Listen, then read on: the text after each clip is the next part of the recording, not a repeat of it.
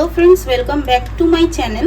আমি আজকে আপনাদের সাথে ছানার পায়েসের রেসিপি শেয়ার করব। তো ছানার পায়েসটা বানানোর জন্য দেখুন, ফার্স্টে এখানে আমি একটা কড়া নিয়ে নিয়েছি, আর আমি ফুল ফেট মিল্ক নিয়ে নিয়েছি 1 লিটার। সেই দুধটা আমি এর মধ্যে ঢেলে দেবো।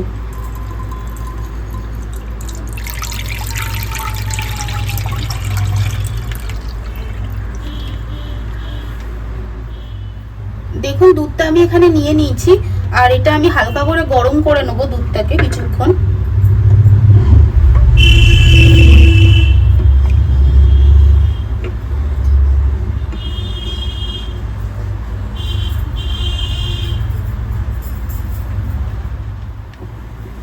দুধটা দেখুন গরম হয়ে এসছে, আর একটুখানি নাড়াচাড়া করবেন, নাহলে কিন্তু নিচে পোড়া লেগে যাবে।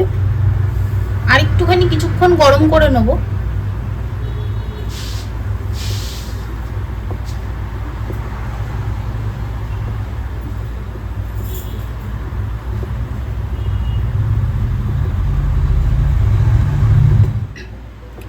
দেখুন, দুধটা কিন্তু ফুটে এসছে। এই সময় আমি গ্যাসের ফ্লেমটা বন্ধ করে দেবো। দিয়ে এখানে আমি ভিনিগার আর জল দিয়ে একটা সিরাপ মতন রেডি করে রেখেছিলাম, আর যতটা ভিনিগার দিয়েছি ততটাই কিন্তু জল দিয়েছি। এইটা আমি দুধের মধ্যে দিয়ে দেবো আস্তে আস্তে করে, আর অল্প অল্প দেবেন, পুরোটা একসাথে দেবেন না।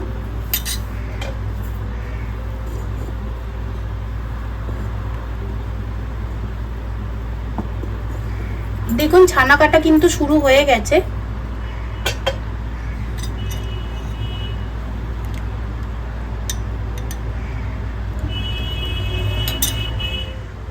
দেখুন, ছানাটা কিন্তু পুরো কেটে গেছে। এরপর আমি ছানাটা একটা ছাঁকনির মধ্যে ছেঁকে নেবো, আর ভালো করে ধুয়ে নেবো যাতে টক ভাবটা চলে যায়।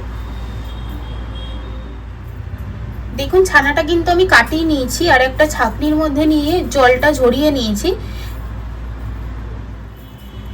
দেখুন, আবার এখানে আমি একটা কড়া নিয়ে নিয়েছি, আর এর মধ্যে আমি 1 লিটার দুধ নিয়ে নেব।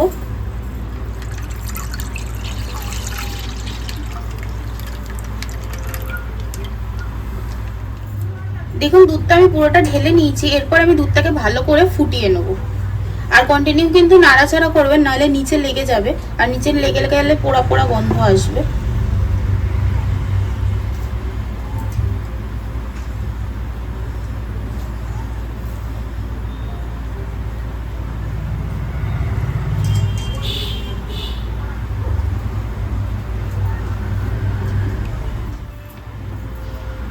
দেখুন, দুধটা কিন্তু ফুটে এসছে, আর আমি কন্টিনিউ নাড়াচাড়া করছি যাতে নিচে না লেগে যায়।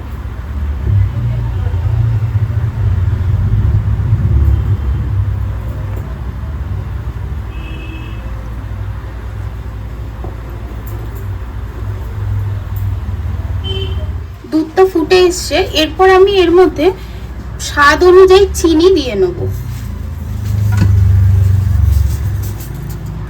আপনারা যে যতটা মিষ্টি পছন্দ করেন ততটাই দেবেন।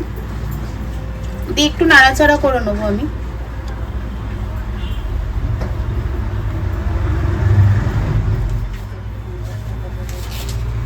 টেস্টটা ব্যালেন্স রাখার জন্য আমি এর মধ্যে একদম অল্প পরিমাণে একটু নুন দেবো। যে কোনো মিষ্টি জিনিসে একদম অল্প পরিমাণে নুন দেবেন, তাহলে কি টেস্টটা ব্যালেন্স থাকে।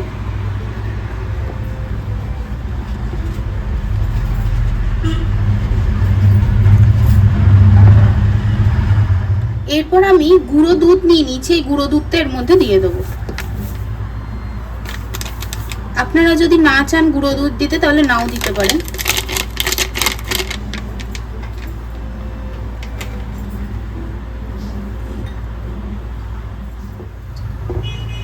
দেখুন, দুধটা কিন্তু অনেকটাই ফুটে কম হয়ে এসছে। এই স্টেজে আমি ছানাটাকে এর মধ্যে দিয়ে দেবো, আর ছানা দেওয়ার পর কিন্তু বেশি ফোটানো যাবে না। ছানাটা দেখুন আমি হাত দিয়ে এরকম গুঁড়ো গুঁড়ো মতন করে রেখেছিলাম, এই ছানাটা এর মধ্যে এবার দিয়ে দেবো।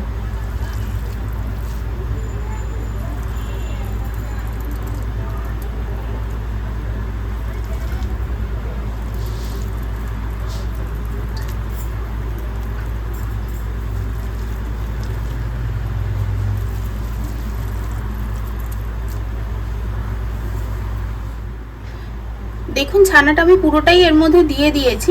এরপরে আমি হালকা করে ফুটিয়ে এটা নামিয়ে রেখে দেবো। বেশি কিন্তু ফোটাবেন না।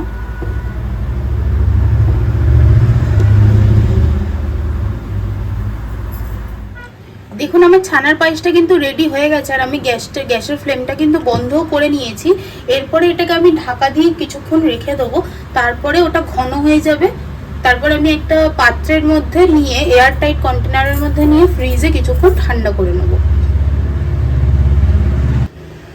দেখুন ছানার পায়েসটা কিন্তু রেডি হয়ে গেছে। আপনাদের যদি এই রেসিপিটা ভালো লেগে থাকে তাহলে প্লিজ আমার চ্যানেলটা সাবস্ক্রাইব করে দেবেন, একটা লাইক করে দেবেন, আর কমেন্ট করে জানাবেন যে রেসিপিটা কেমন লেগেছে।